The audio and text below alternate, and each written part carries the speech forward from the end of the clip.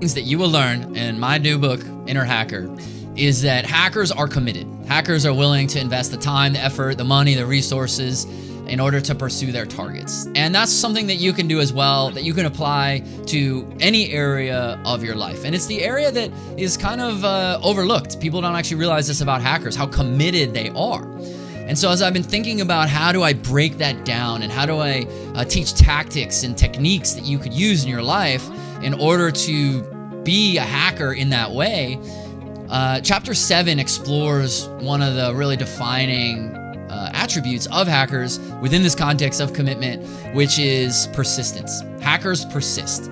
Hackers are tenacious. Hackers are willing to keep going. They're willing to be relentless. They're willing to bang their head against the wall 100 times because they know that 101st time, eventually they're going to find the way through the wall. And that's something that I think any of us probably instinctively know, that if you keep at something long enough, you'll eventually have a breakthrough.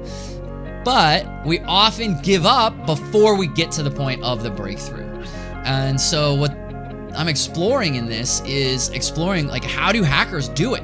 How have I observed hackers persist? What are the tactics that any person in any arena of life, anywhere in the world, could apply to any goal and have that same persistence, that same tenacity?